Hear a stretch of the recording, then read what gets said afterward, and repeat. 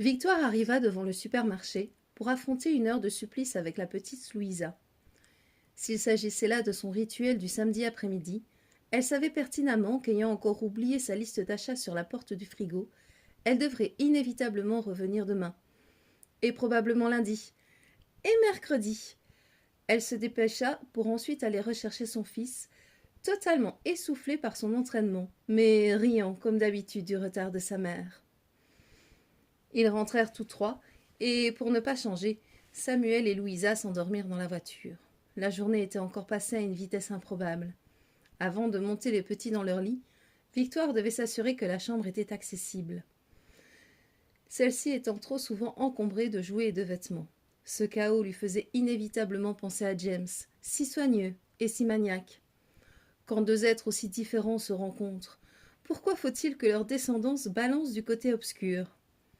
Le temps de se frayer un chemin du bout des pieds, elle remercia Lily d'être défait et balança quelques affaires en dessous. Avant de redescendre, elle se sentit obligée de faire un détour vers la chambre de son aîné. Elle entr'ouvrit la porte et vit Joséphine affalée sur son lit, portable à la main. « Maman, on en a déjà parlé. Tu m'as promis de frapper avant d'entrer. C'est mon espace personnel. » « Bonjour, mon enfant. Moi aussi, je suis contente de te voir. Ma matinée s'est très bien passée. » Sourire contrit de Joey, regard insistant, signifiant à sa mère qu'elle la saoule une fois de plus. La jeune fille leva les yeux vers le plafond, ce qui provoqua en Victoire une envie soudaine de la gifler, mais ça, sa progéniture ne le saurait jamais. Joey n'avait même pas pris la peine de s'habiller, elle avait gardé son jogging rose de la veille. Ses cheveux châtains clairs, plaqués derrière ses oreilles, mettaient en valeur ses yeux en amande. « Bonjour, chère mère, reprit-elle d'une voix faussement enjouée. Je suis ravie que votre journée se soit bien passée. Pour ma part, elle ne fut pas trop mal, jusqu'à ce que mon petit frère décrète que puisque j'avais une nouvelle fois oublié de changer la litière du chat, il était de son devoir de me donner une leçon en balançant discrètement son contenu dans le fond de mon lit. Je fus donc réveillée par une sensation étrange de cailloux immondes sous mes pieds. Vous découvrirez donc des draps hautement souillés dans la buanderie et une vengeance totalement stupide mais justifiée dans les jours à venir. Afin de m'en faire pardonner d'avance, je vous prie de trouver dans la cuisine un plat de pâtes totalement insipide mais réalisé avec amour, afin de vous seconder dans tout ce que vous avez à gérer dans notre humble demeure. Elle se leva, prenant soin de garder le smartphone à la main, fit une jolie révérence et conclut. « Pour vous servir !» Petite conne. Victoire lui rendit son sourire forcé, deux gifles coincées dans son subconscient et fit demi-tour. Elle n'entrerait pas en conflit, ne sachant si son irrévérence était de l'humour ou un manque total de respect. En plus de son physique, Joséphine avait hérité de son éloquence et de son sens de la répartie. Victoire espérait seulement qu'elle s'en servait à bon escient, remballant par exemple les garçons qui voudraient se montrer trop entreprenants.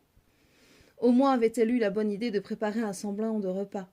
Victoire devait admettre que sous ses airs de préado rebelle mais cultivé, il lui arrivait régulièrement de la seconder au quotidien sans qu'elle ne lui demande quoi que ce soit. Par exemple, elle rentrait avec son frère et sa sœur 1 ou 2 jours par semaine et leur préparait le goûter. Elle s'assurait même que leur devoir était fait pendant l'heure avant le retour de leur maman. Victoire descendit les escaliers, prit soin de ne pas regarder l'état de la cuisine, persuadée que le reste de son courage s'effondrerait. Elle se dirigea vers sa voiture. 12 et 35 kilos d'amour l'attendaient. Elle prit soin d'ouvrir la portière arrière, millimètre après millimètre, se jurant une nouvelle fois de l'agresser dès demain matin. Elle décida de prendre Sam en premier, pour le déposer le plus délicatement possible dans son lit. Son mari lui manquait. Il rentrerait probablement tard, une fois de plus, et elle passerait son week-end seule, alternant entre la gestion des conflits des enfants, la maison à ranger, nettoyer, abandonner, et, une fois de plus, l'auto-persuasion que c'est une maison qui vit. L'entreprise de rénovation d'immeubles, fruit de beaucoup de sacrifices de part et d'autre, fonctionnait de mieux en mieux. À l'heure actuelle, James cumulait les heures depuis plusieurs mois dans l'objectif de s'agrandir. Pour Victoire, le manque était là, et les petits mots d'amour qu'il lui envoyait par texto de temps en temps ne la comblaient pas. Elle descendit à nouveau pour prendre Louisa. La montée des marches fut éprouvante. La fatigue se faisait sentir une fois de plus. Mais Victoire avait l'habitude de cet état devenu permanent au fil des années.